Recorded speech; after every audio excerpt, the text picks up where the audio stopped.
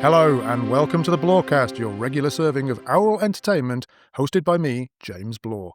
Last episode I gave you a whistle-stop tour of my journey to Slovakia and how I ended up in and around Košice, metropolis of the East. Today I want to share 3 ways I've become a little bit Slovak over the last 27 years. We'll save the hundreds more ways in which I definitely haven't for future Blorecasts.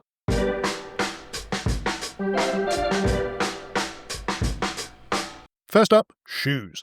This was probably the very first habit I had to break when I came to Humane in 1998. In Slovakia, it's almost universal that people remove their outdoor shoes before going into their flats or houses.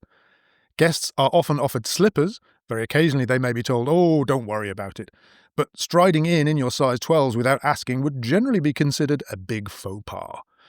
So it's almost shameful now for me to admit this, but when I lived in the UK, I never used to take my shoes off indoors. It just wasn't a thing in my family or those that I visited. I did double-check in preparation for this podcast and found numerous newspaper articles and social media posts which suggest I was not alone. In fact, there's a classic scene in the British sitcom The Royal Family, that's R-O-Y-L-E, where the characters are all sat watching TV. Someone smells something funny, and Barbara, the mum, says, "Ooh, that smells like dog muck. Who stepped that in?" The whole family then proceeds to check the soles of their shoes, which they are, of course, all still wearing. Spoiler, it was Dave. I have memories of similar incidents from my childhood, and the worst thing is that the houses in Britain are full of carpets. Not rugs that you can take outside and wash, no, wall-to-wall bloody carpets. And then there are TV adverts for wet and dry vacuum cleaners that wash the carpets with water, showing proud owners pouring buckets of filthy brown liquid into the sink. Lovely. Anyway, it does seem that times may be changing.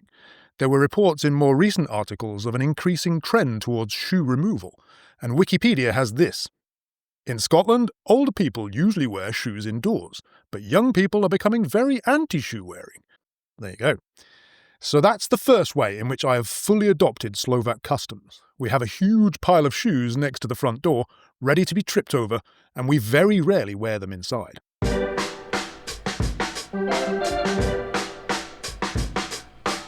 The second big change happened more slowly. Teaching English as a foreign language in Slovakia generally means teaching classes in the afternoons and evenings when your students have finished school or work. These days I also do individual lessons in the morning, so I tend to finish a bit earlier in the evening. But when I first came to Slovakia, my schedule was very much 3 p.m. to 8 p.m. every weekday. And I can very clearly remember 2 things about my meals in those days. First, I would often have bread rolls for lunch. In Slovakia they're called brožky, or rochlíky. The latter is a Czechism, apparently, but it took me 20 years to realise that, and I tend to use that name more. These rolls are such a staple of Slovak life that I now miss them when I go back to the UK. Back in the day, I'd have them with cheese and tatarska omáčka, a tastier Slovak cousin of mayonnaise and brother to the tartar sauce, which every Brit has one manky jar of lurking at the back of their cupboard or fridge, dragged out only when fish is on the menu. My cheese of choice was parenica, a stringy, sometimes smoked cheese sold in snail-shaped spirals. The second thing I distinctly remember is that I would look forward all day to my big evening meal. In the UK, that was the norm, a light lunch and then a proper dinner in the evening. All of this is very different from Slovakia, where the evening meal is usually much more modest, sometimes just yogurt or fruit, and lunch is the main meal of the day. Traditionally, Slovak lunches are almost always a 2-course affair. A meal without soup is like a day without sunshine, as they say. The soup is often a clear broth with noodles, and the main course is usually meat with 1 or more carbohydrates and some kind of salad, compote, or pickled vegetables. The only time I see people here having rolls at lunchtime is when they've bought a pot of some kind of mayonnaise salad in Tesco's, and they simply can't wait to get it home.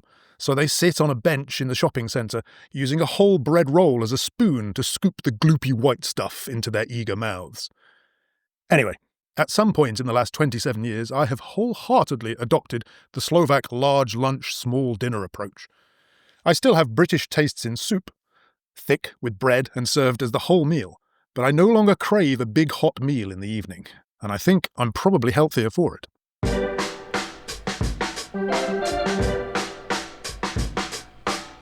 And finally, there is my Slovak, the language, I mean. This one's still very much a work in progress. I recently asked ChatGPT to check an email I'd written in Slovak, and it politely informed me that my writing was about B1, intermediate level. Not terrible, but not great either. My biggest problem is cases. Slovak nouns change form according to their grammatical role in the sentence: subject, object, possessive, and so on. So do pronouns and adjectives.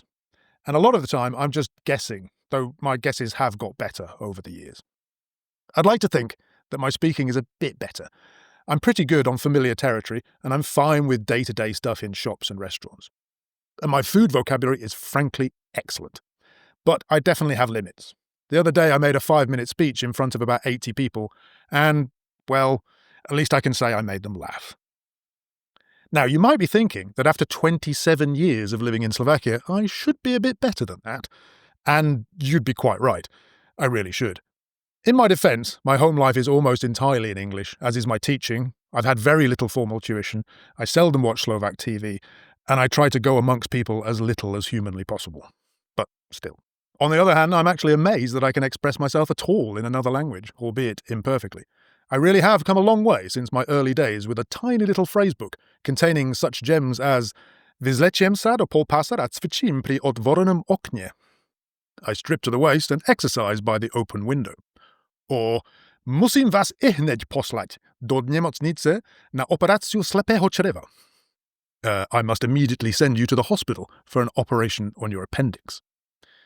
Thankfully, Slovaks tend to be very kind to bumbling foreigners who have learned even the tiniest smidgen of Slovak, so I'm counting this as another small but important success.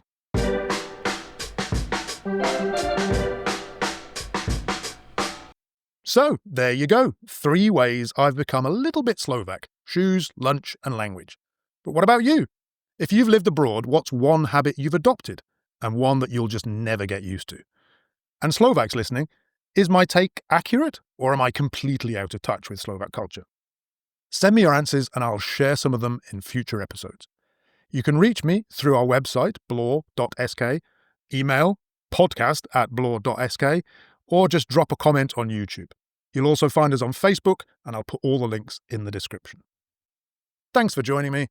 Don't forget to hit subscribe so you don't miss the next episode, and I'll see you again soon. Bye-bye.